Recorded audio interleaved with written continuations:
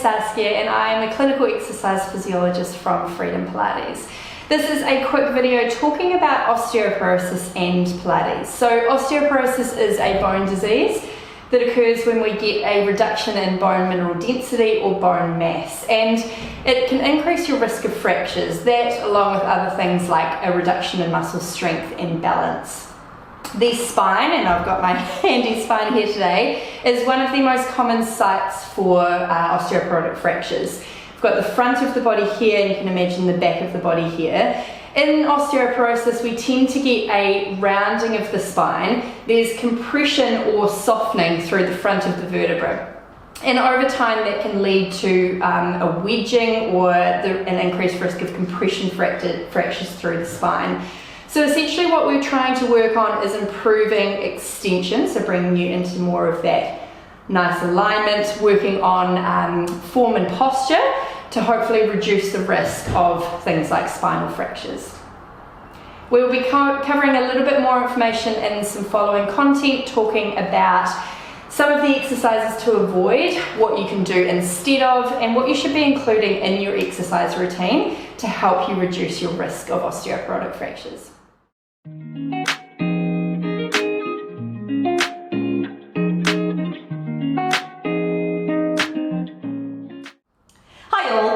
And Saskia here from Freedom Pilates. We're just going through a short video just talking through some of the Pilates exercises that you either want to avoid or need to modify if you suffer from either osteoporosis or osteopenia. Because a lot of the Pilates exercises are based towards a lot of what we call flexion or forward bending, we do need to be aware that that does put undue pressure at the front of the spine, and so we need to modify some of those exercises so that you don't put yourself at risk of damaging those softer areas.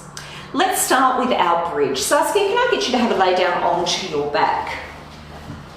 In a traditional bridge, in a lot of our clinical Pilates exercises, we will work through what we call articulation, where we're really looking at one vertebra at a time moving. To do this, it tends to move through flexion. So Saskia, I'll get you to demonstrate a classical bridge where we're rolling back through the pelvis, slowly peeling one vertebra at a time up towards the ceiling. We come to put most of our weight across the back of the shoulders, and then as we lower down, we let the rib cage come first, which tends to bring us into flexion, lower back, hips return. Now this is a lovely exercise for getting mobility through the spine, but if you are a little bit softer through the front of those vertebrae, you're going to want to avoid that loading into flexion. So what we advise is, rather than doing a rolling motion, we do more of what I would call a hip press. So heels on the foot bar, we start to send the knees and the hips up towards the ceiling. The spine basically stays in one long straight line, and then it comes straight back down, hips lower almost a little bit before the ribs. It's a great way to keep the pressure off that flexed position. Let's move on to some of our other exercises. Chest expansion. If you know the Pilates repertoire, Joseph included a lot of forward flexion to really engage with the abdominals. However, once again, it's a little bit of a no-no if you have osteoporosis. Saskia, can I get you to grab the hand straps there? Pop your hands into the straps, bring your feet off the foot bar to tabletop position. In this position, Saskia is in a nice safe position. Her spine is in a nice long line. It's neither flexed nor is it extended. I'm going to get you to demonstrate a chest press here, reaching through the arms, lifting through the head, neck and shoulders, coming into what's commonly known as an abdominal curl, and then gently releasing back. As we can see, once again, this motion here is very much about flexion, particularly through the upper body. If you have osteoporosis, you want to avoid this exercise. Instead, you want to just keep your head flat. You can continue to work through the arms, continue to get the engagement through the center of the body.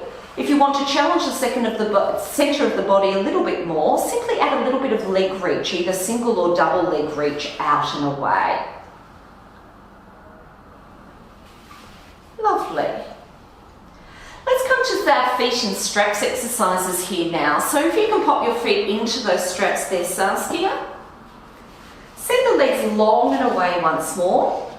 Our basic feet and straps exercise, once again, has our spine staying in a nice long flat position. So bring the feet just towards the vertical and then send the feet long and away. With the tailbone staying down, with the feet just reaching through this range, this is absolutely osteoporosis safe. However, in some of the more advanced classes, you may move towards a short spine movement. So Saskia, if you can demonstrate the short spine here, where the feet continue to reach back and overhead, much like a bridge, we're moving through flexion to come up into that position. Bend the knees towards the ears. We've got a lot of load going through the middle of the back in a flexed position and then roll back and down.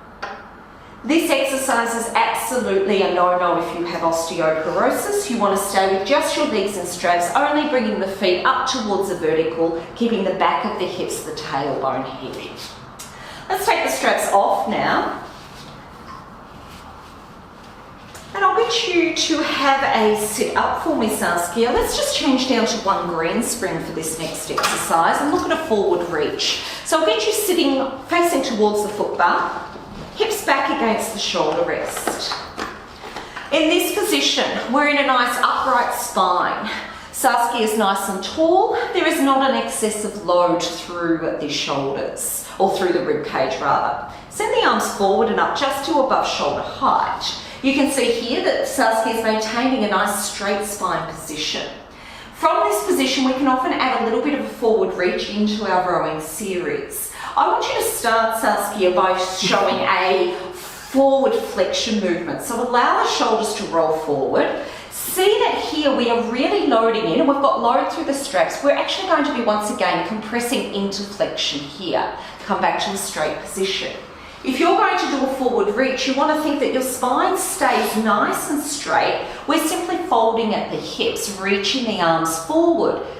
Now, with this one, I would take extra care. It can be really hard to picture in your mind when you move from a rounded to a nice straight back position. So if you don't have a mirror within reach, if you don't have someone feeding back to you, once again, I would probably only lift the arms up, bring them back down, don't move into that forward reach.